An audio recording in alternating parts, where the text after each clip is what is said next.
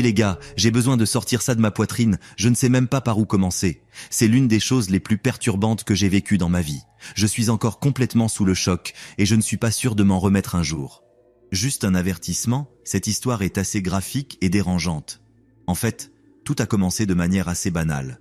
Je ne faisais que parcourir quelques forums de hackers stars un soir, à la recherche de nouvelles failles et de liens suspects, comme je le fais toujours. Je suis une sorte d'explorateur cybernétique amateur, si on peut dire. Rien de fou, je me contente de fouiner sur le web sombre et sur des sites interdits, plus par curiosité qu'autre chose. 99% du temps, tout n'est que des bêtises provocantes et des tentatives pathétiques de ces script kiddies pour se donner un genre. Mais ce lien que j'ai trouvé a attiré mon attention. Il avait été publié dans un fil de discussion sur les sites les plus troublants du dark web. L'auteur affirmait qu'il s'agissait d'une retransmission en direct d'une salle rouge ultra exclusive, très difficile d'accès. Pour ceux qui ne le savent pas, les salles rouges sont des sortes de spectacles de torture en direct et de films snuff, tout ce genre de choses horribles. Je n'en avais jamais vu une vraie, j'en avais juste entendu des rumeurs. Apparemment, c'était la vraie chose, une retransmission en direct d'un groupe de malades sadiques faisant des choses horribles à une personne en temps réel. Le message accompagnant le lien était inquiétant. Fais attention. Ce que tu vas voir ne peut pas être déçu, avec une URL codée du dark web. Pour être honnête, au début, je pensais que tout cela était des foutaises. Juste un groupe de frimeurs essayant de paraître durs et de se scandaliser entre eux. Mais je m'ennuyais et ma curiosité a pris le dessus. J'ai ouvert mon navigateur sécurisé et décrypté le lien, franchissant les premiers obstacles de sécurité avec une relative facilité. Après quelques vérifications de sécurité plus poussées, j'ai finalement réussi à accéder à la retransmission en direct. La vidéo était granuleuse et mal éclairée, mais je pouvais distinguer clairement ce qui ressemblait à une usine ou un entrepôt abandonné. Il y avait une silhouette attachée à une chaise en métal au centre, penchée dans une position étrange. Au début, j'ai pensé que c'était une sorte de projet artistique bizarre ou une blague, mais ensuite, les cris ont commencé. Ces cris horribles et déchirants m'ont glacé jusqu'aux os. La silhouette inclinée a commencé à se convulser, visiblement en proie à une immense agonie, lorsqu'une ombre sombre est entrée en scène. Elle portait un de ces sacs masquant le visage que les voleurs utilisent, cachant complètement son identité. Elle tenait une sorte d'instrument en métal ressemblant à une grande paire de pinces ou de tenailles et s'approchait du captif. Je pouvais voir que l'outil avait une pointe incandescente, se balançant de manière menaçante. Je regardais avec une horreur nauséabonde l'homme masqué utiliser l'instrument incandescent pour enserrer les doigts de la main gauche du captif, brûlant la chair. Les cris sont devenus encore plus forts et plus angoissants à mesure que le tortionnaire sadique brûlait lentement chaque doigt un par un. Je voulais détourner les yeux, mais je ne pouvais pas. Mes yeux étaient rivés à l'écran, mon estomac se retournant encore et encore, tandis que cet acte indescriptible de brutalité se déroulait sous mes yeux. Ça devait être une sorte de blague macabre, non? Il n'y avait aucune chance que j'assiste à un crime réel comme celui-ci en temps réel. Mais les cris, mon Dieu, ces cris interminables sonnaient si réels, remplis d'un tourment inimaginable. Une fois les doigts réduits à des moignons carbonisés, l'homme masqué a pressé les tenailles brûlantes contre le visage de la victime, brûlant des morceaux de peau. Le corps se convulsait violemment, luttant contre les liens alors que les cris atteignaient un sommet. C'était trop. Je me suis précipité pour quitter la retransmission, tout mon corps tremblant et trempé de sueur froide, mais peu importe ce que je faisais, je ne pouvais pas me déconnecter. J'ai essayé de débrancher le câble Ethernet, d'éteindre complètement mon ordinateur, de faire des redémarrages forcés, mais la retransmission en direct continuait. Ce qui m'a semblé une éternité n'était probablement que 30 ou 40 minutes de pure dépravation. J'ai été obligé de regarder la torture et le démembrement incessant de cette pauvre âme, impuissant à l'arrêter ou à détourner le regard. Chaque nouveau cri d'agonie traversait mon esprit. Le fou masqué brûlait, coupait et mutilait son captif centimètre par centimètre avec divers outils répugnants. Je pouvais sentir l'odeur de chair brûlée à travers l'écran, ressentir d'une certaine manière la terreur. Finalement, après ce qui semblait des heures, mais n'était probablement que 30 ou 40 minutes de dépravation absolue, cela s'est terminé par un dernier gémissement désespéré. Le corps carbonisé et mutilé s'est effondré vers l'avant, visiblement mort ou inconscient. L'homme masqué est resté debout devant le cadavre, nettoyant son couteau, tandis que la retransmission se coupait avec un fort bourdonnement statique. J'ai vomi immédiatement, ma tête tournait et mes pensées s'emballaient. Je venais de voir un véritable meurtre, une véritable torture en temps réel sous mes yeux. Je voulais appeler la police, le FBI, n'importe qui, mais je n'avais aucune idée de par où commencer, ni à qui signaler cela. Tout cela était complètement délirant. J'ai essayé d'effacer ça de mon esprit, buvant une bouteille entière de whisky dans une tentative désespérée d'effacer cette horrible scène de ma mémoire. Mais à chaque fois que je fermais les yeux, je voyais ses yeux terrifiés et j'entendais ses cris déchirants et désespérés résonner dans mon esprit. Je n'ai pas fermé l'œil de la nuit. Le lendemain, j'ai dû garder la tête haute et aller travailler, faire bonne figure pour ma famille et mes collègues, alors que le traumatisme de la nuit précédente restait présent en arrière-plan de mon esprit. Je me sentais comme si j'avais été marqué et endommagé à jamais, comme une coquille de ce que j'avais été. C'était trop pour qu'une seule personne puisse le traiter. J'ai essayé de me distraire, me plongeant dans des tâches mondaines et des routines, mais quelque chose dans le visage et la stature de la victime continuait de me déranger. Pour une raison quelconque, il y avait une étrange et agaçante familiarité en elle que je ne pouvais secouer. Mais il n'y avait pas moyen. Était-ce possible ? Avec crainte de la réponse, j'ai extrait les derniers instants de la vidéo pleine de statique de la veille et j'ai fait de mon mieux pour améliorer et clarifier l'image dans un logiciel de montage, luttant contre la pixelisation et les tremblements. Ce que j'ai vu ensuite a glacé mon sang. Il n'y avait plus de doute maintenant. La pauvre figure mutilée attachée à cette chaise, brûlée et démembrée sous mes yeux impuissants, c'était mon meilleur ami, Raphaël. Cette réalisation soudaine m'a frappé comme une tonne de briques, déclenchant un nouveau niveau d'horreur et d'angoisse. Non, ce n'était pas possible. Ça devait être une sorte de blague cosmique malade, non ? Mais plus j'inspectais l'image granuleuse, plus cela devenait évident. Ce visage meurtri et ensanglanté, les mèches restantes de ses cheveux blonds cendrés, ses tatouages punk à peine visibles parmi la chair brûlée de son bras. C'était incontestablement lui. Raphaël et moi étions amis depuis la classe de 5e au moins. Je le considérais comme un frère, quelqu'un sur qui je pouvais toujours compter, peu importe les situations folles dans lesquelles nous nous retrouvions au fil des années. Il m'avait aidé à surmonter le terrible divorce de mes parents, m'avait même hébergé pendant des mois quand je n'avais nulle part où aller. Nous étions inséparables, jusqu'à il y a environ 6 mois. Raphaël avait toujours été un peu imprévisible, luttant contre ses propres démons intérieurs et des problèmes de santé mentale au fil des ans, mais il avait réussi à rester fort dans l'ensemble. Il avait terminé ses études, trouvé un bon travail, il remettait enfin sa vie sur les rails. Puis, il y a environ 6 mois, il a complètement disparu. Il a cessé de répondre aux textos et aux appels, supprimé toutes ses pages sur les réseaux sociaux et s'est tout simplement volatilisé. Aucun de nos amis communs n'avait eu de ses nouvelles non plus. J'ai essayé de contacter sa famille, mais ils étaient tout aussi confus et inquiets que moi.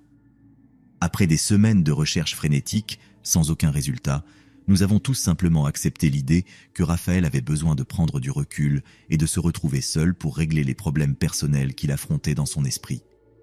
Je pensais qu'il reviendrait quand il serait prêt.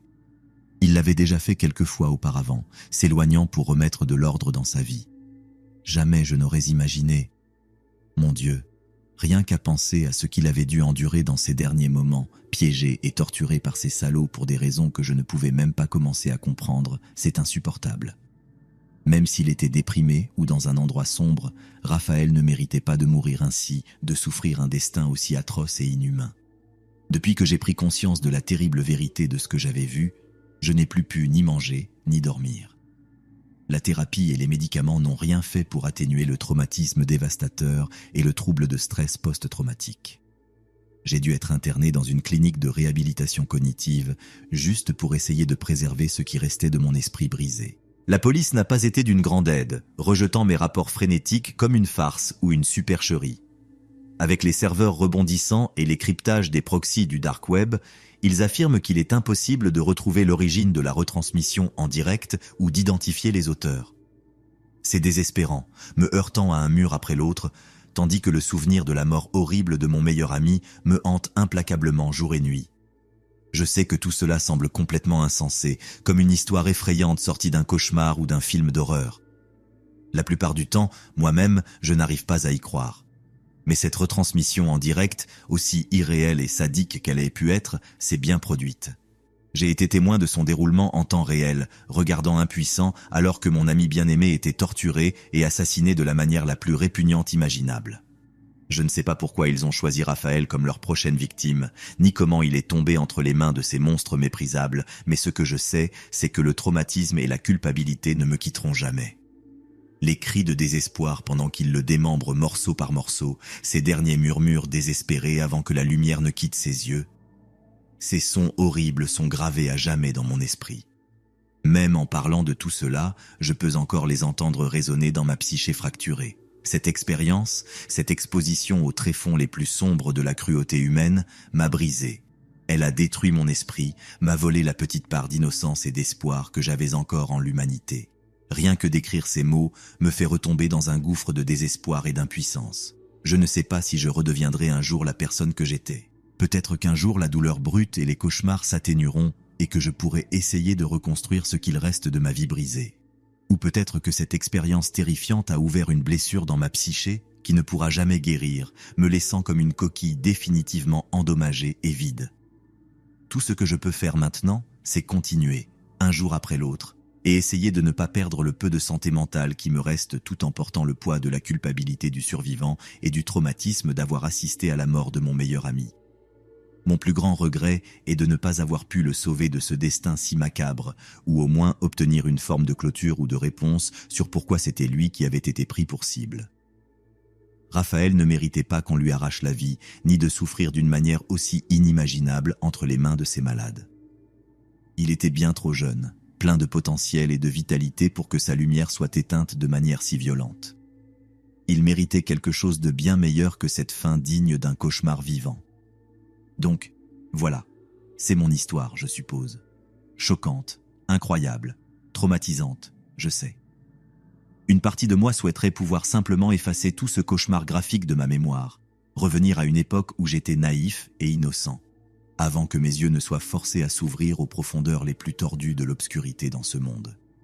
Quand on voit quelque chose d'aussi indescriptiblement dépravé de près, ça vous vole une part de votre humanité. Je ne sais pas si je pourrai un jour me sentir complet à nouveau. J'espère seulement qu'en partageant ce récit tordu, quelqu'un, quelque part, pourra peut-être trouver des réponses ou une solution qui nous apportera, à moi et à la famille de Raphaël, une forme de justice et de fermeture. Ou, à défaut, j'espère au moins que cela servira d'avertissement clair pour rester aussi loin que possible de ces coins terrifiants du dark web. Certaines choses, une fois vues, ne peuvent tout simplement pas être dévues, peu importe à quel point on essaie. Voilà donc l'expérience la plus foutue et terrifiante que j'ai endurée en 28 années sur cette planète cruelle. Que vous le croyez ou non, je devais juste enfin purger ces détails de ma psyché dégradée après les avoir enfouis si longtemps. Si rien d'autre, je prie pour que l'esprit tourmenté de Raphaël puisse trouver un peu de paix maintenant que son histoire est racontée. Quant à moi, je ne sais pas combien de temps je pourrai continuer à essayer de fonctionner comme cette coquille vide et traumatisée, mais je ferai tout ce que je peux pour continuer à avancer, même si ce n'est que pour garder vivante la mémoire et l'esprit de Raphaël de la meilleure façon possible. Peut-être qu'en faisant cela, un jour, je pourrai retrouver un semblant de plénitude.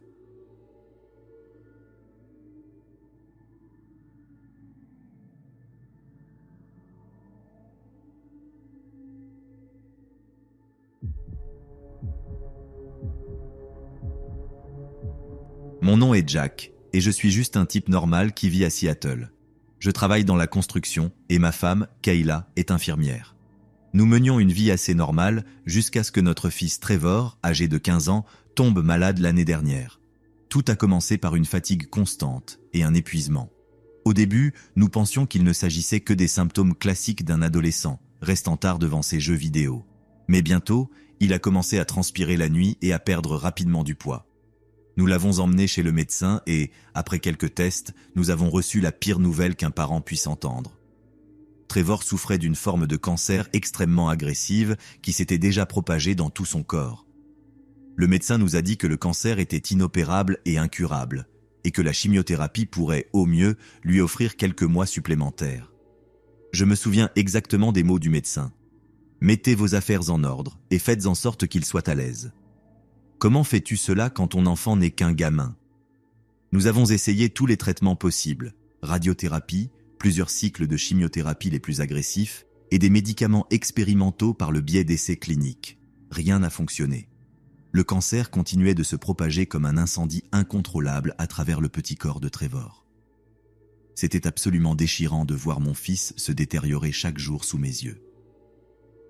En décembre, Trevor n'était plus qu'un squelette, incapable de sortir de son lit. Ses beaux cheveux blonds avaient complètement disparu. Ses yeux étaient profondément enfoncés dans son crâne et il avait des plaies partout sur ce qu'il restait de son corps squelettique. On aurait dit qu'il avait vieilli de 50 ans en l'espace de 6 mois, mais malgré tout, l'esprit de Trevor était resté parfaitement intact, courageux et optimiste. C'était comme si son cerveau était piégé dans ce corps en décomposition, pleinement conscient de ce qui lui arrivait. La médecine moderne échouant, je me suis obsédé à trouver une solution sur Internet pour maintenir l'esprit de mon fils en vie. C'est alors que j'ai découvert pour la première fois le monde clandestin des greffes de tête sur le dark web. Honnêtement, au début, cela m'a semblé complètement fou. L'idée de prendre la tête d'une personne vivante et de la transplanter sur un autre corps semblait sortie tout droit d'un film d'horreur. Mais plus je faisais des recherches, plus je me rendais compte qu'il existait une petite mais réelle sous-culture autour de ce concept. D'après ce que j'ai pu recueillir sur divers forums cachés et tableaux de discussion, il y avait des chirurgiens extrêmement compétents dans plusieurs parties du monde qui pratiquaient des greffes de tête illégales. Ils aidèrent des personnes en phase terminale comme Trevor, dont le corps était en train de lâcher, mais dont l'esprit restait parfaitement sain. Moyennant un prix suffisant, ils pouvaient réaliser une greffe de tête pour préserver la conscience dans un nouveau corps d'honneur. Évidemment, il y avait aussi des gens vraiment perturbés dans ce milieu qui voulaient simplement vivre éternellement en changeant constamment de corps, mais pour moi, il ne s'agissait pas de prolonger ma propre vie, mais de sauver celle de mon fils mourant. Après des semaines à creuser de plus en plus profondément dans le dark web, j'ai finalement trouvé un chirurgien russe basé à Seattle qui prétendait avoir réalisé des dizaines de greffes de tête réussies. Son pseudonyme de hacker n'était qu'une série aléatoire de lettres et de chiffres, mais il se faisait appeler Vladimir. Selon ses propres dires, il avait été expulsé de son programme de chirurgie à Moscou pour avoir pratiqué des procédures illicites sous l'égide de la mafia russe. Comme il me l'a expliqué, maintenir le cerveau à une température basse était la partie facile. Le véritable défi d'une greffe de tête consistait à fusionner le tronc cérébral et la moelle épinière en reconnectant des millions de terminaisons nerveuses entre la tête et le nouveau corps d'honneur. Il disait avoir développé de nouvelles techniques adaptées de chirurgies expérimentales de greffe nerveuse pour y parvenir. Je lui ai fourni tous les détails médicaux de Trevor ainsi que quelques tomographies récentes que l'hôpital avait réalisées. Vladimir a dit que nous étions les candidats parfaits, car le cerveau de Trevor ne montrait aucun signe de cancer ni de dommages causés par les traitements comme la radiothérapie. Son corps était simplement rempli de tumeurs à partir du cou. Il m'a demandé 250 000 $ pour tout. Trouver et préparer un corps d'honneur compatible, des médicaments pour prévenir le rejet et réaliser toute la procédure de greffe de tête. J'ai failli tomber de ma chaise en entendant la somme, mais je me suis ensuite rendu compte que je paierais littéralement n'importe quel prix pour sauver la vie de mon fils. Contre les souhaits de ma femme Kayla, j'ai vidé toutes nos économies, maximisé toutes mes cartes de crédit et même contracté une deuxième hypothèque sur notre maison. J'ai envoyé 100 000 $ en avance à Vladimir via des crypto-monnaies, avec la promesse de payer le reste une fois la procédure terminée. Il avait l'air satisfait et a dit qu'il avait déjà trouvé un corps d'honneur compatible. Au cours des semaines suivantes, il m'a envoyé une série de vidéos effrayantes qui m'ont retourné l'estomac. La première montrait un jeune homme sans abri qui semblait complètement drogué. Il bavait, la bouche ouverte, à moitié conscient. Vladimir a dit que ce serait le corps d'honneur pour la tête de Trevor, vu que mon fils était si affaibli. La vidéo suivante montrait l'homme sans abri amené dans la salle d'opération de fortune de Vladimir, qui n'était rien de plus qu'une chambre de motel crasseuse. Il était entièrement nu et attaché sur un matelas taché de sang au centre de la pièce. Vladimir lui a injecté un produit dans le bras.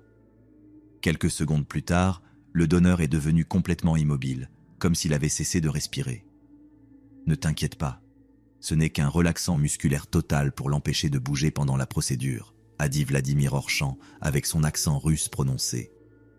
Ensuite, il a amené une immense baignoire remplie de glace et d'un liquide bleuâtre qui ressemblait à de l'antigel ou quelque chose comme ça. Il est maintenant temps de récolter le donneur avant qu'il ne se décompose, a-t-il dit tranquillement. Il a pris un rasoir d'un plateau d'outils rouillé et a brutalement rasé toute la chevelure du sans-abri. Ensuite, il a pris une scie à os et mon Dieu, je ne peux même pas décrire le son qui a suivi. La scie coupait directement à la base du crâne, séparant la tête du corps comme un dindon à Thanksgiving. Il a simplement jeté le corps sur le côté du matelas comme s'il s'agissait d'un sac de pommes de terre et a laissé tomber la tête décapitée dans le liquide glacé bleuâtre avec un éclaboussement. C'était la chose la plus terrifiante et épouvantable que j'ai jamais vue, mais je devais me rappeler que c'était la seule chance de survie de mon fils Trevor. La vidéo suivante était encore pire. Elle montrait Vladimir passant par chaque étape du processus d'extraction du cerveau du donneur et de son placement dans un petit contenant rempli du même liquide bleu. Il a utilisé une sorte d'outil circulaire pour essentiellement perforer le crâne et aspirer toute la matière cérébrale et le tronc cérébral dans un sac en plastique hermétique. C'était si épouvantable que j'ai failli vomir en la regardant. La veille de la procédure prévue, Kayla et moi avons dit au revoir à Trevor comme si c'était la dernière fois que nous le verrions. Nous lui avons expliqué que cette opération spéciale pourrait potentiellement guérir son cancer en lui donnant un corps tout neuf.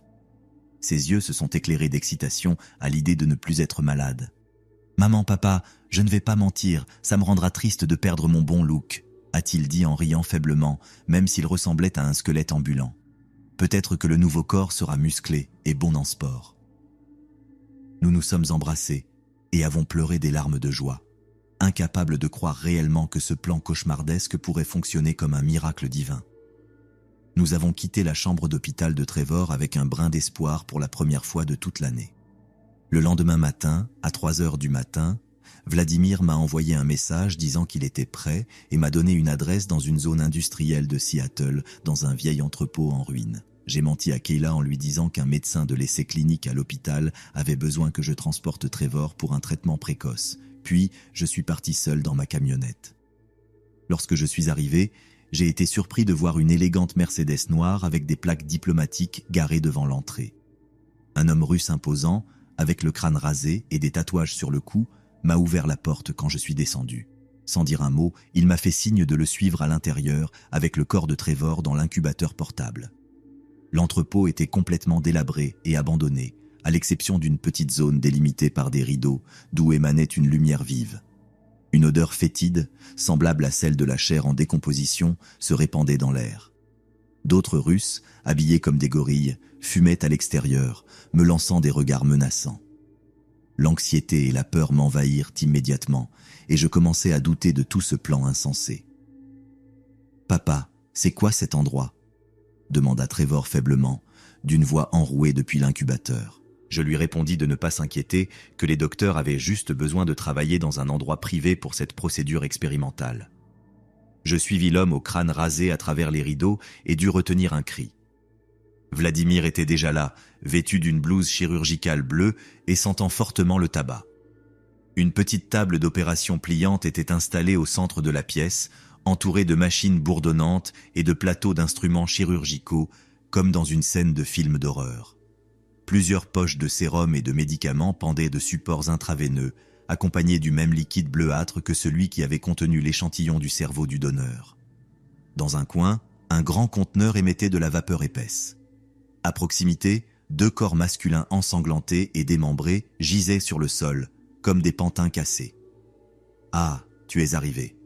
Je commençais à croire que tu avais changé d'avis, » dit Vladimir avec un sourire dément.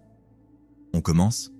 Ne t'inquiète pas pour le désordre, c'est juste les anciens donneurs. » L'homme russe qui m'avait fait entrer ouvrit l'incubateur et sortit le corps squelettique de Trevor. Il commença à lui enlever sa blouse d'hôpital, tandis que Trevor criait de douleur, ses plaies sur tout son corps réagissant au moindre mouvement.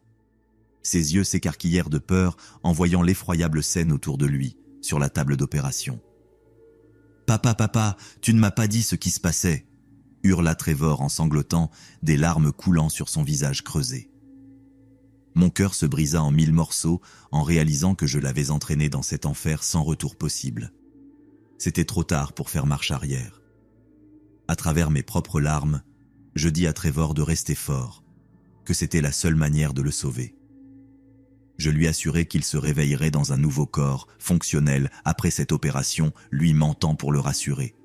« Mensonge, tu es un malade !» criai-je à Vladimir, me jetant sur lui, mais un des gorilles me frappa à la poitrine avec une matraque pour m'immobiliser. « Ne m'insulte pas, imbécile. Je suis le meilleur chirurgien de ma génération. Tu devrais me remercier de sauver la conscience de ton fils. Nous n'avons plus de temps. Mets-le sur la table ou pars, dit-il froidement. Je repris mes esprits essayant de digérer le cauchemar total dans lequel je m'étais enfoncé. Mais en regardant le corps frêle de Trevor, la décision était claire. J'avais fait un pacte avec le diable, et il n'y avait plus de retour en arrière. Les Russes attachèrent Trevor à la table tandis qu'il pleurait et les suppliait d'arrêter. Vladimir lui fourra un chiffon dans la bouche pour le bâillonner avant de lui enfoncer une longue aiguille remplie de sédatifs directement dans le crâne. En quelques secondes, les cris de douleur cessèrent et son corps arrêta de se tordre sous les sangles. « Juste un sédatif pour engourdir la douleur pour l'instant », dit Vladimir avec indifférence, en plaçant un brassard de tensiomètre autour du bras squelettique de mon fils. Avec un calme morbide, Vladimir demanda à un de ses hommes d'apporter le plus petit conteneur d'où s'échappait encore de la vapeur bleutée. La réalité me frappa enfin.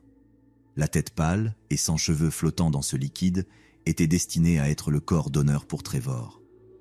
Avec une paire de grandes pinces, Vladimir sortit la tête décapitée, qui paraissait vaguement albinos. Le cou était un moignon déformé d'os et de chair, avec des tendons et des veines pendant comme des fils. Il relia la tête à des tubes et des câbles, qui commencèrent à faire circuler le liquide froid à travers les artères du cou pour préserver le cerveau récemment refroidi à l'intérieur. Comme tu peux le voir, le donneur est presque parfait pour ton fils.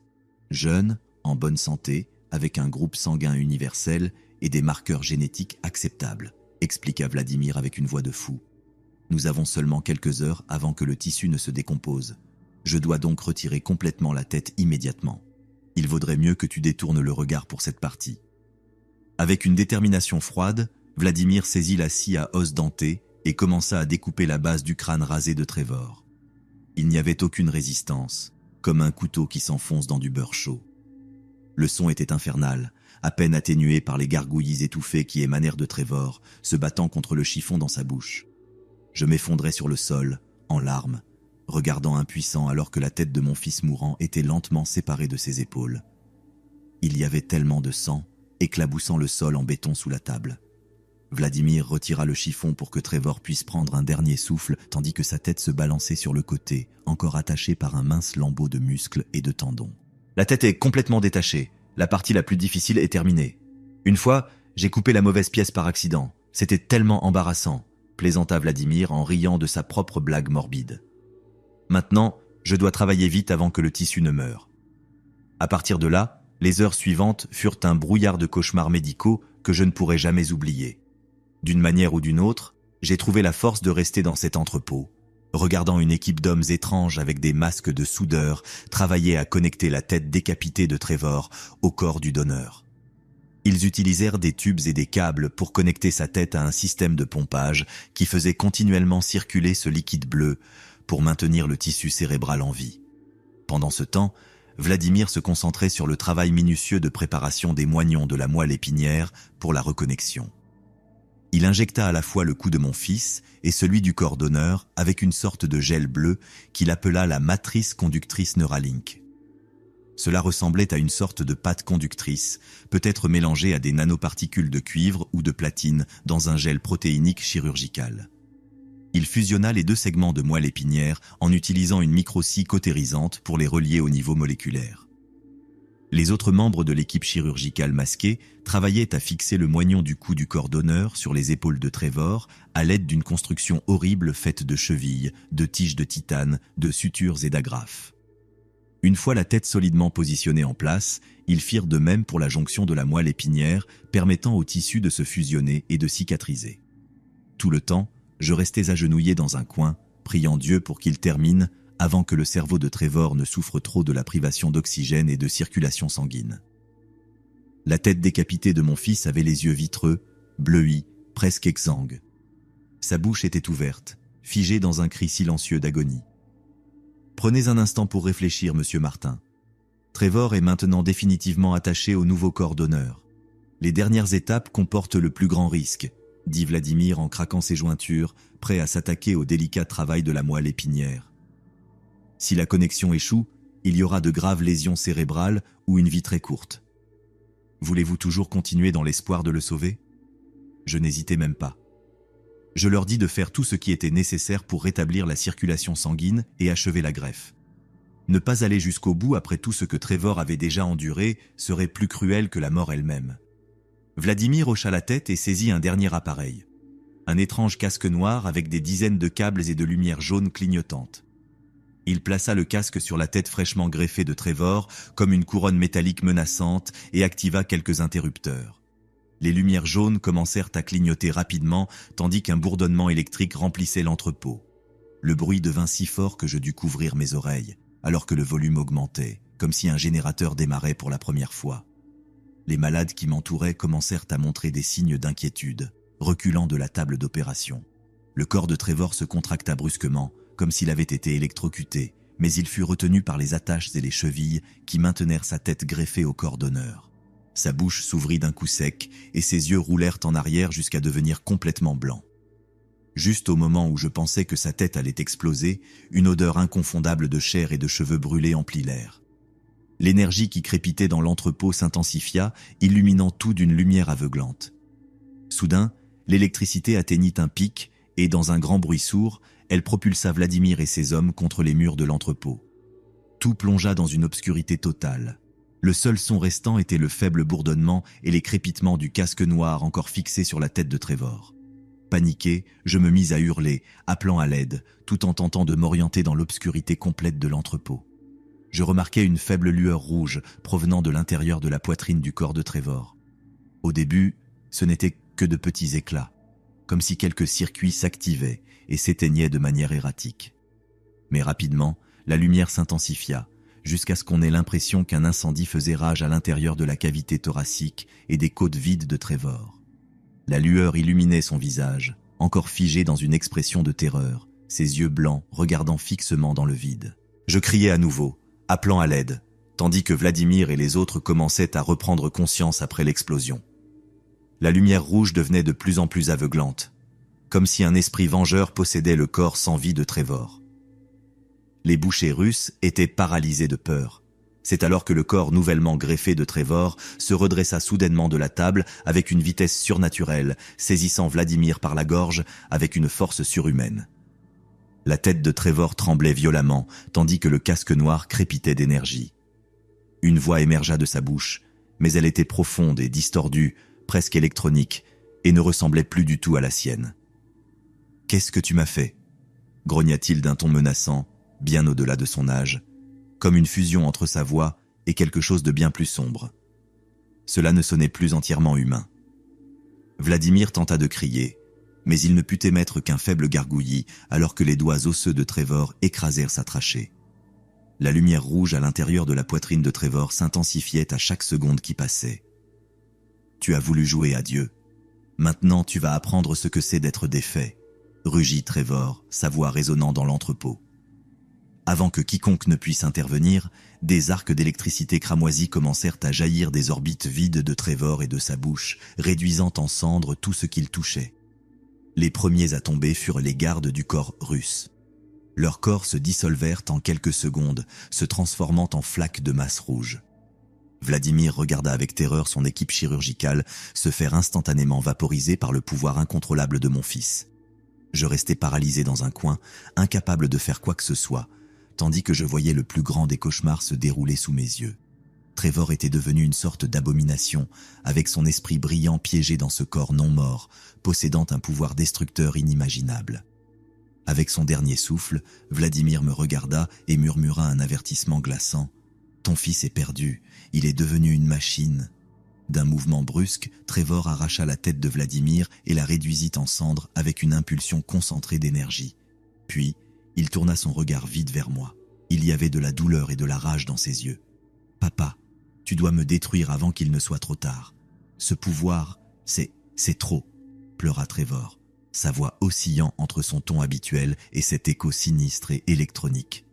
Les larmes coulaient sur mon visage tandis que je secouais la tête, incapable de faire du mal à mon propre fils. « Je ne peux pas, fiston, je ne peux pas te faire ça, pas après tout », le suppliai-je, sachant que c'était moi qui l'avais condamné à ce destin. Le corps de Trevor commença à se secouer et à se contorsionner violemment, tandis que l'énergie cramoisie s'accumulait à nouveau, cette fois émanant de tout son être. « Papa, non! Cours, tu dois fuir !» Mais son avertissement fut coupé lorsque le corps de Trevor atteignit un point critique. Il y eut un bruit électrique écœurant, alors que ses membres et son torse se désintégraient brusquement dans une colonne de plasma surchauffé et de radiation, vaporisant instantanément tout l'entrepôt autour de nous. Je n'ai aucune idée de comment j'ai survécu à cette explosion apocalyptique, ni comment j'ai réussi à sortir vivant de cet endroit maudit. Tout ce que je sais, c'est qu'à partir du moment où cette lumière aveuglante m'a consumé, un trou s'est formé dans mon âme, un trou qui ne pourra jamais être comblé. Mon obsession désespérée de maintenir la conscience de mon fils mourant à tout prix l'a conduit à sa condamnation ultime. Trevor est devenu une force destructrice incontrôlable, une abomination technologique. Je n'ai eu d'autre choix que de permettre qu'il se sacrifie pour sauver l'humanité de ce que j'avais créé dans une tentative vaine de prolonger son existence. Désormais, chaque jour, je suis hanté par ces derniers mots et cette expression d'angoisse dans ses yeux, submergé par un pouvoir qui n'aurait jamais dû être entre les mains humaines. La lumière brillante de mon fils s'est éteinte, laissant ce monde encore plus sombre qu'avant. Alors je vous implore, tous ceux qui liront ceci, si jamais vous devez faire face à la perte d'un être cher, aussi déchirant que cela puisse être, certaines forces sont bien plus puissantes que nous ne pouvons le comprendre. Laissez-les partir en paix quand leur temps sera venu, ou subissez le tourment éternel d'être responsable d'avoir perturbé l'ordre naturel. Les morts doivent rester en paix. Certaines questions méritent de rester sans réponse.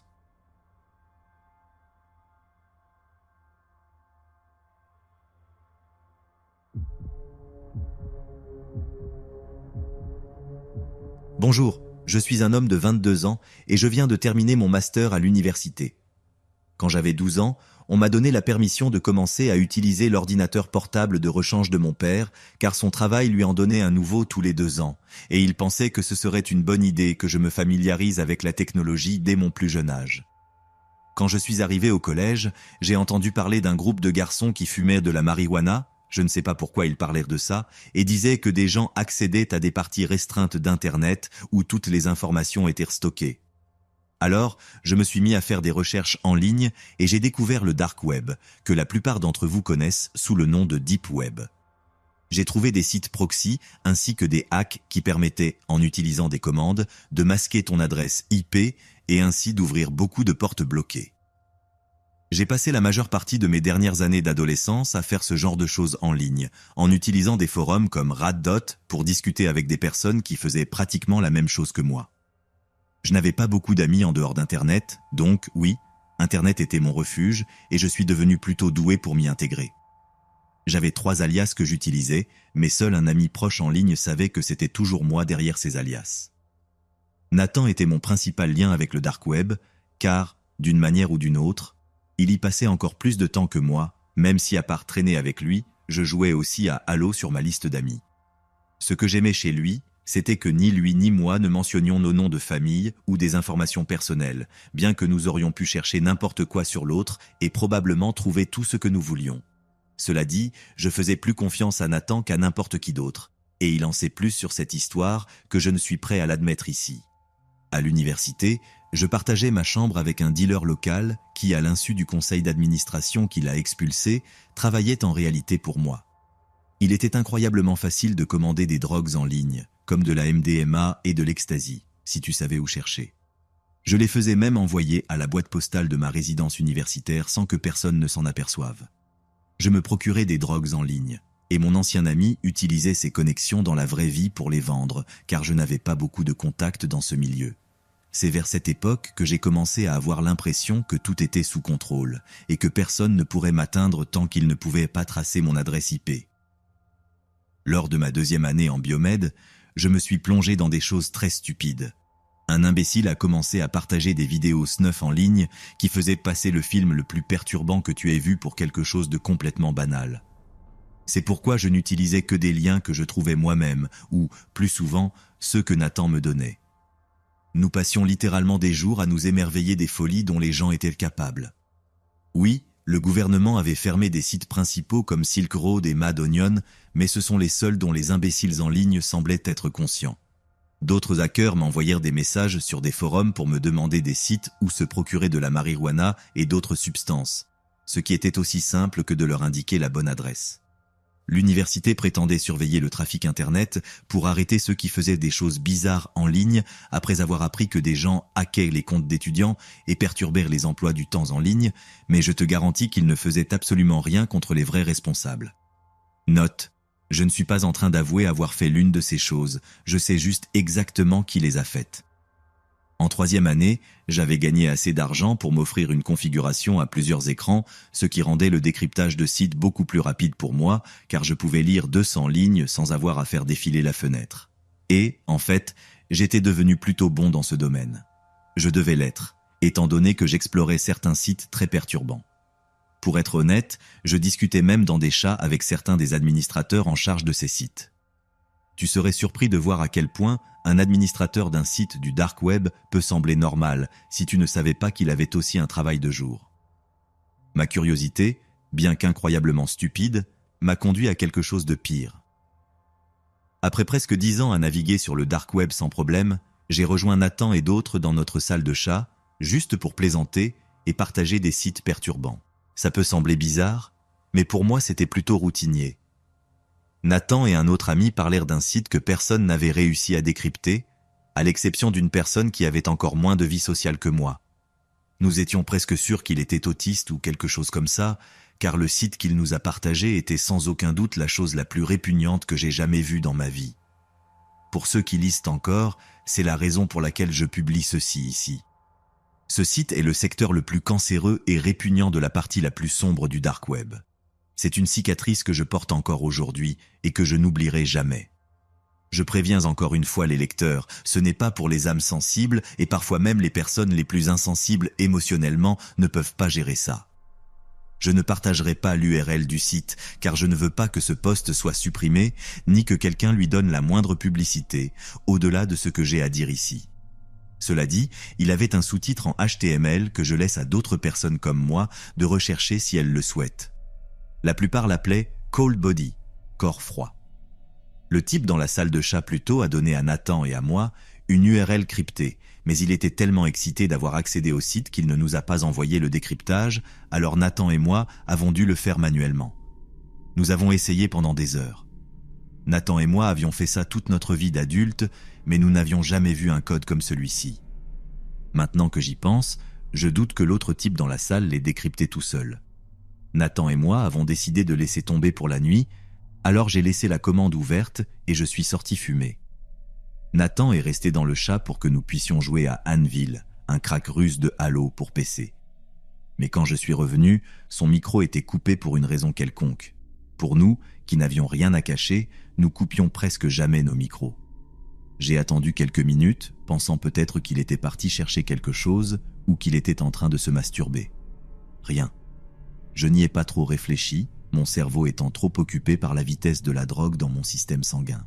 Je me suis assis et j'ai vérifié à nouveau le code, pensant que quelque chose m'avait échappé. Et effectivement, c'était le cas. Le code était complètement différent, totalement décrypté.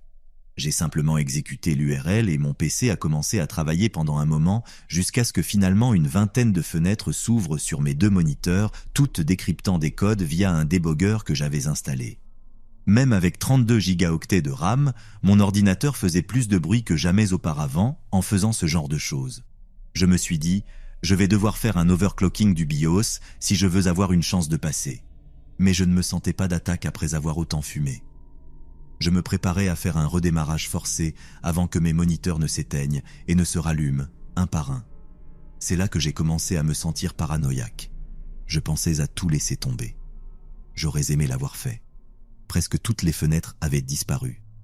Il n'en restait que 4, et 2 d'entre elles étaient des sites normaux du dark web que l'administrateur utilisait probablement pour rediriger l'adresse IP.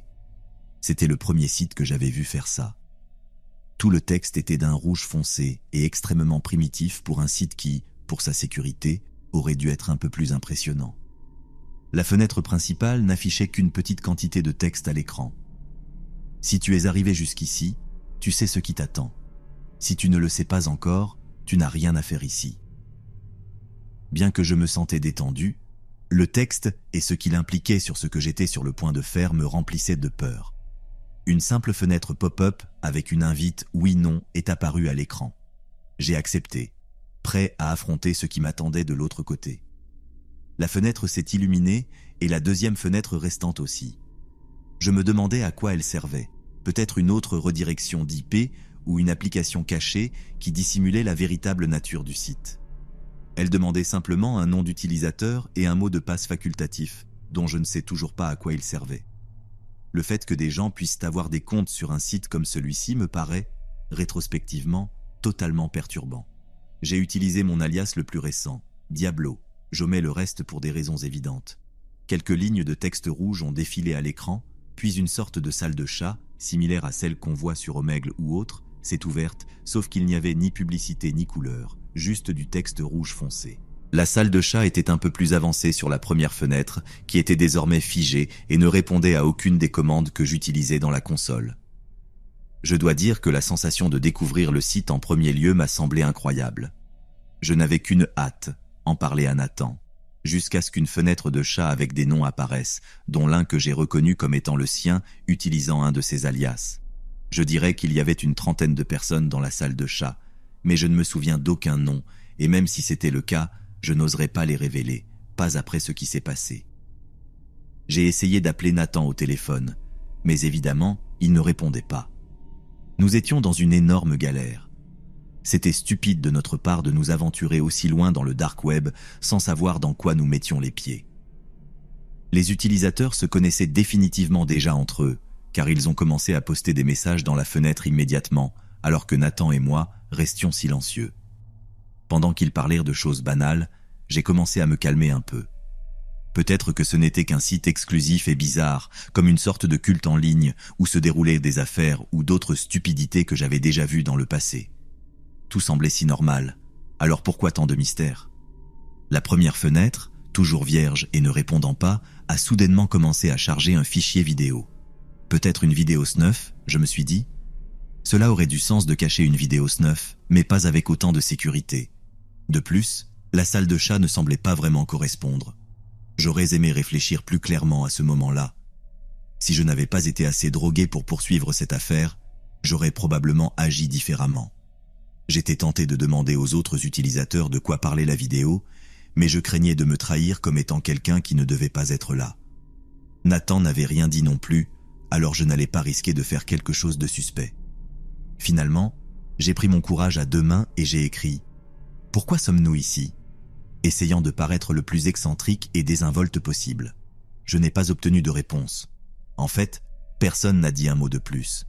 Nathan aussi est resté silencieux, mais j'imagine qu'il m'avait remarqué dans le chat. Maintenant que j'avais posté, je me sentais exposé. La vidéo avait cessé de charger et a commencé à se lire. Certains utilisateurs ont commencé à partager leur impatience dans les messages pendant que l'image d'un sous-sol sombre et gris commençait à prendre forme à l'écran. Au début, la résolution de la vidéo était horrible, mais après environ 30 secondes, elle est devenue plus nette. Je me suis senti pris de peur. J'étais seul dans la maison que je partageais avec mes colocataires. La plupart étaient repartis pour les vacances d'été et je ne rentrerai pas chez moi avant 2 semaines. J'étais seul dans le noir, avec à peine plus que le son ambiant de ce qui se passait derrière la caméra dans la vidéo. Cela a duré environ 4 ou 5 minutes. J'ai passé chaque seconde à scruter l'écran, attendant que quelque chose se produise. Enfin, un homme est entré à l'écran tenant une ardoise blanche avec des lettres étrangères écrites dessus, ainsi que les mots « cold body », corps froid, en bas. Le type était terrifiant à regarder, assez corpulent avec une barbe que je ne pourrais décrire autrement que comme celle d'un motard. L'homme parlait.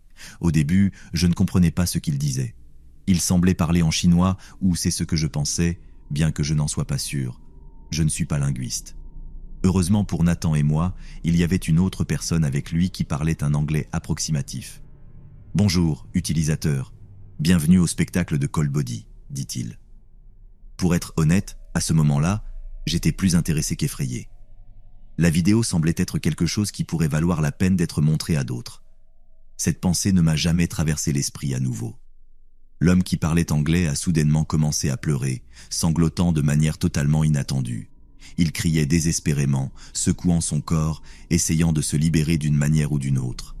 L'homme avec l'ardoise lui criait dessus en chinois avant qu'une autre personne n'entre en scène avec une arme à feu et ne la lui colle contre la tête. Avant même que je ne réalise qu'il s'agissait d'une arme, l'homme a tiré. Mais ça ne s'est pas arrêté là. Il a appuyé le canon contre la tempe du type et a tiré encore, et une troisième fois. Chaque coup faisait éclater encore plus de sang, et ce qui semblait être des morceaux de crâne.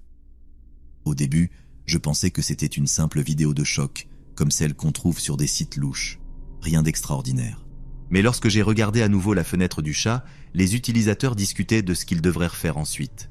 Tous écrivaient dans différentes langues, mais presque tous les messages en anglais disaient « Tire-lui encore dessus ». C'est là que j'ai réalisé. Je ne regardais pas une vidéo de choc ni un film snuff caché derrière un enchevêtrement de proxy. Je regardais une diffusion en direct. Nous le faisions tous.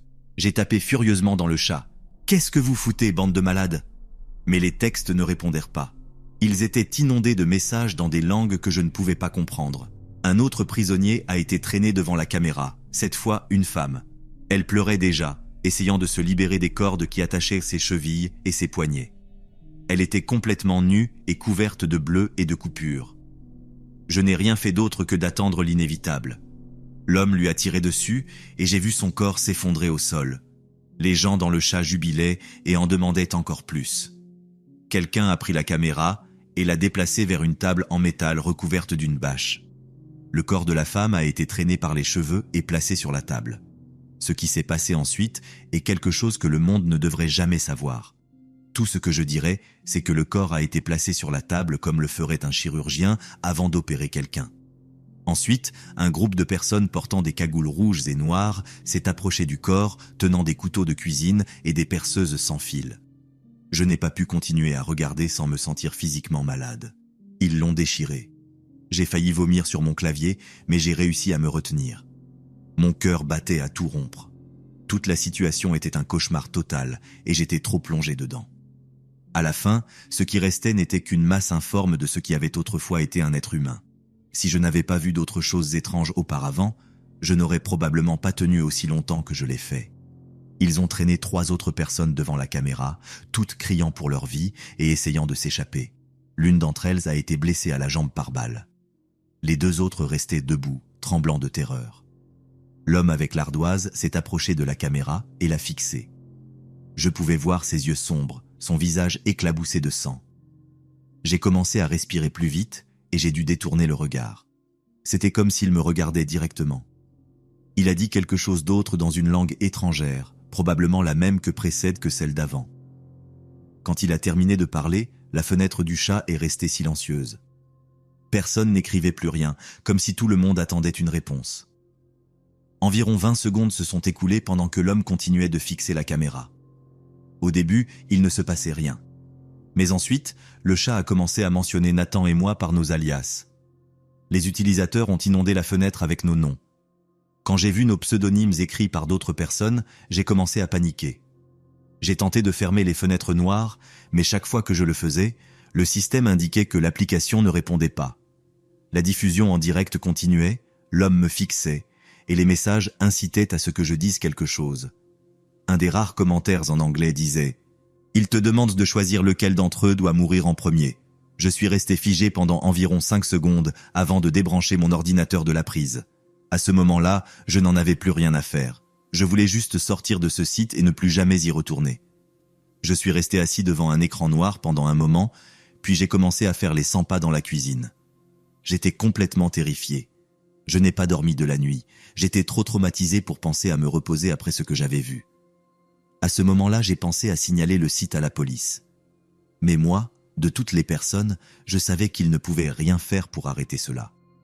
Penser que d'autres sites comme celui-ci existaient probablement, et que d'autres personnes étaient assassinées, ou pire encore, torturées pour le divertissement de certains, était quelque chose que je ne pouvais pas supporter. J'ai passé 2 jours à parler avec quelques amis proches de ce que j'avais vu, bien que j'ai omis les détails les plus horribles. Je leur ai simplement dit que j'avais vu quelque chose de dérangeant en ligne. Ils savaient tout ce que je faisais pendant mon temps libre, donc ils n'ont pas pris ça trop au sérieux, car je leur avais déjà mentionné des films snuff et des sites étranges auparavant.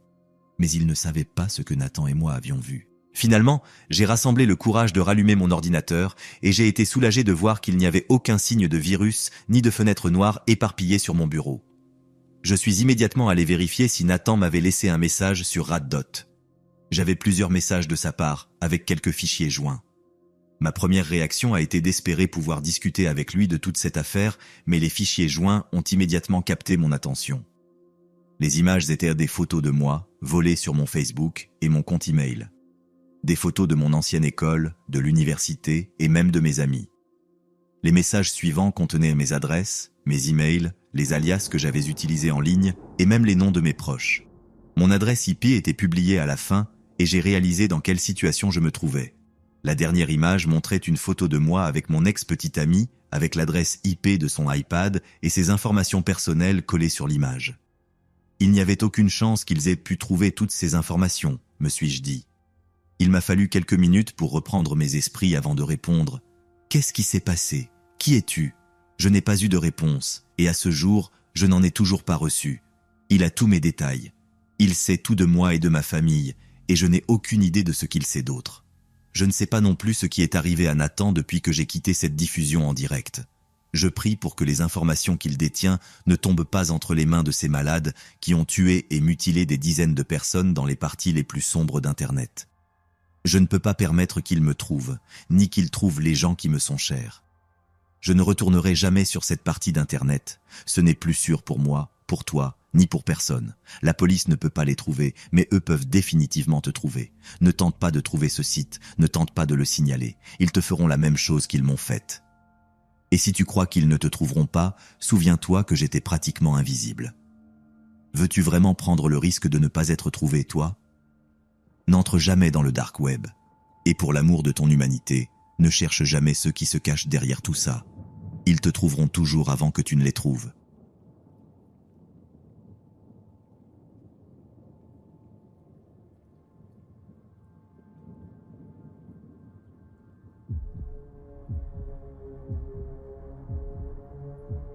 Nous sommes amis depuis toujours, du moins depuis que j'ai l'usage de la raison. Je me souviens encore du premier jour où nous nous sommes rencontrés à la maternelle, à 5 ans, quand je portais un t-shirt des Power Rangers et qu'Arnold, mon meilleur ami, m'a dit qu'il les regardait aussi. C'était une amitié instantanée. Ensuite, nous avons rencontré Eric et Thomas, les 2 autres garçons du groupe, et à partir de ce moment-là, nous sommes devenus inséparables. Au fil des ans, nous avons tout fait ensemble. Des campings, des balades à vélo, des jeux en ligne, des marathons de films, la vie normale d'un groupe de garçons ayant grandi dans un quartier tranquille en périphérie d'une ville des États-Unis. En grandissant, nos activités ont évolué. Le collège est arrivé, les premières petites amies, les fêtes, et bien sûr, notre immersion inévitable dans le monde d'Internet. Nous passions des heures à jouer à des jeux vidéo en ligne ou à regarder des vidéos, à explorer des forums et à naviguer sur le web. Mais il y avait quelque chose au-delà de la surface d'Internet qui éveillait toujours notre curiosité, le dark web. Nous avions tous entendu parler du dark web, ce coin sombre du réseau où, disait-on, on pouvait trouver n'importe quoi. Ce qui au début n'était que des discussions superficielles sur le danger d'y entrer, est progressivement devenu plus intriguant pour nous. Je ne sais pas à quel moment nous avons cessé de le voir comme une simple rumeur et commencé à envisager sérieusement l'idée d'y entrer. C'était peut-être cette sensation de défi, l'envie de faire quelque chose d'interdit qui nous attirait. Ou peut-être était-ce simplement un mélange d'ennui et de curiosité. Je me souviens du jour exact où Arnold, avec son ton toujours un peu téméraire, a dit « Et si on allait sur le dark web ?»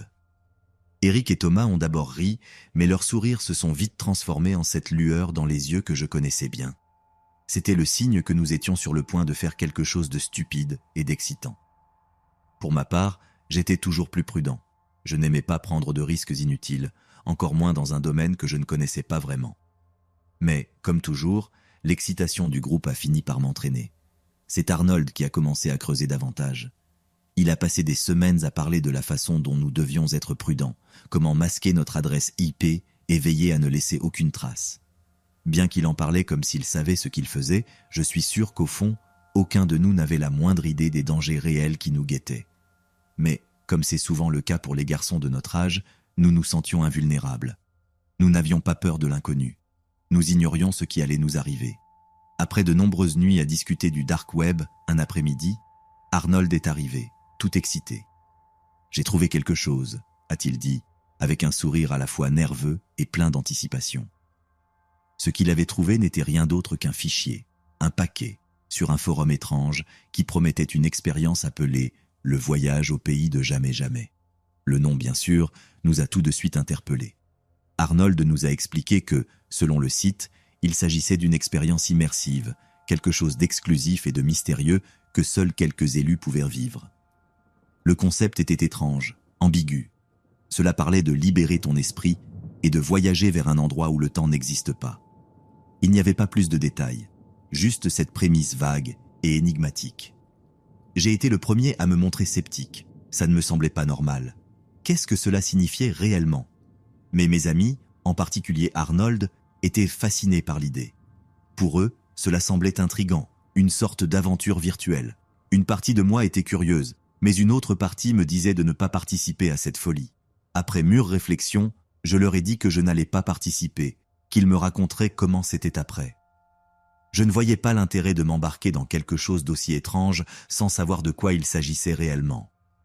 Cependant, Arnold, Eric et Thomas étaient déterminés. Cet après-midi-là, ils ont acheté le paquet. Ce n'était pas compliqué. Tout ce dont ils avaient besoin, c'était des crypto-monnaies que nous avions déjà appris à utiliser pour des transactions moins risquées, comme acheter des jeux vidéo à bas prix. Alors, sans réfléchir davantage, ils l'ont fait. Je me souviens de nos adieux cet après-midi-là. Ce n'était pas une séparation dramatique, juste quelque chose de banal. « À demain », a dit Arnold avec un sourire. Je les ai salués comme n'importe quel autre jour, en attendant qu'ils me racontent leur voyage virtuel le lendemain. Les premiers jours après l'achat, il n'y avait pas grand-chose à dire. Mes amis ne répondèrent pas à mes messages. Mais cela ne m'a pas semblé si étrange au début. Je pensais qu'ils étaient tellement absorbés par l'expérience qu'ils s'étaient déconnectés du monde réel pendant un certain temps. C'était typique d'Arnold de disparaître pendant quelques jours lorsqu'il se lançait dans quelque chose de nouveau. Mais après une semaine, j'ai commencé à m'inquiéter un peu. Il n'était pas normal que les trois soient aussi inactifs. Je leur ai écrit sur notre groupe de chats, leur ai envoyé des messages privés, mais rien. Pas de réponse. Au début, je pensais que c'était une blague. Qu'ils étaient en train de me faire une de ces farces longues et élaborées, attendant que je m'inquiète pour réapparaître ensuite et se moquer de ma paranoïa. Cependant, après presque 10 jours sans aucune nouvelle, l'inquiétude s'est installée de plus en plus profondément dans mon esprit. J'ai décidé de parler à la sœur d'Arnold. Nous avions toujours été proches et elle était souvent au courant de ce qu'il faisait. Je lui ai demandé si elle savait quelque chose à propos de son frère, en espérant qu'elle me dirait qu'il était occupé ou qu'il était parti en voyage. Ce qu'elle m'a dit, cependant, m'a glacé le sang. « Arnold est parti en voyage », a-t-elle dit, comme si c'était la chose la plus normale du monde. Je lui ai demandé où il était allé, et sa réponse m'a encore plus troublé. « Je ne suis pas sûr. Je pensais que tu étais parti avec eux. » Ces mots ont résonné dans ma tête. En voyage? Nous n'avions jamais parlé de voyage. Quel genre de voyage était-ce? J'ai insisté un peu plus, mais elle ne semblait pas en savoir davantage. Arnold lui avait simplement dit qu'il partait pour un moment, sans préciser combien de temps. Il n'avait pas non plus mentionné sa destination. C'était étrange, mais ce qui était encore plus inquiétant, c'est que, apparemment, Eric et Thomas avaient y fait la même chose. Leur famille non plus ne savait rien de précis. Tous supposaient qu'ils étaient repartis ensemble, comme nous le faisions parfois pour camper ou explorer un endroit hors de la ville. Mais cette fois, personne n'avait d'informations concrètes. Et ce qui était encore plus troublant, ils n'avaient laissé aucune trace de leur destination. Une semaine s'est transformée en un mois. J'ai essayé de garder mon calme, de me dire qu'ils reviendraient bientôt, que tout cela n'était qu'une blague ou une exagération, mais je ne pouvais pas m'empêcher de sentir que quelque chose clochait terriblement. Chaque jour sans nouvelles d'eux, l'inquiétude se transformait en peur. Je me souviens du jour où je suis allé chez Eric. Sa mère m'a accueilli à la porte, avec un sourire nerveux. « Est-ce que tu as des nouvelles d'Eric » m'a-t-elle demandé, sa voix tremblant légèrement. Je ne savais pas quoi lui dire. J'ai essayé de la rassurer, de lui dire qu'ils allèrent bien, qu'ils prenaient simplement du temps pour eux. Mais au fond de moi, je savais que ce n'était pas vrai. Quelque chose de plus grave se passait. 2 mois sont devenus 3, puis 4. Personne ne savait rien. Les familles d'Arnold, Eric et Thomas avaient déposé des plaintes pour disparition, mais les enquêtes n'avaient donné aucun résultat. La police semblait perplexe. Les garçons avaient simplement disparu. Aucune de leurs cartes bancaires n'avait été utilisée. Aucune activité sur leurs réseaux sociaux, aucune utilisation de leur téléphone. C'était comme s'ils s'étaient volatilisés. Quand 6 mois sont passés, la désespoir avait commencé à envahir tout le monde. Les familles d'Arnold, d'Eric et de Thomas ne savaient plus quoi faire. Je me culpabilisais de ne pas avoir fait plus, de ne pas avoir essayé de les arrêter ou de ne pas les avoir suivis. Mais il y avait quelque chose dans toute cette histoire qui ne collait pas. Ce voyage au pays de jamais jamais n'était pas ce qu'il semblait être. 8 ans ont passé, 8 longues années, et on n'a toujours aucune nouvelle d'eux. La plainte est toujours en cours, les dossiers restent ouverts, mais il n'y a aucune avancée. Les familles se sont résignées, bien que la douleur ne les ait jamais quittées. Parfois, lorsque je me promène dans le parc où nous jouions lorsque nous étions enfants, je me demande ce qui leur est arrivé. Sont-ils vivants? Sont-ils toujours dans ce supposé voyage? Ou, pire encore, sont-ils partis pour toujours, piégés dans un coin sombre du dark web sans possibilité de retour? Je ne le saurai jamais avec certitude. Tout ce que je sais, c'est que depuis ce jour, je ne peux plus regarder un écran sans ressentir un nœud dans l'estomac.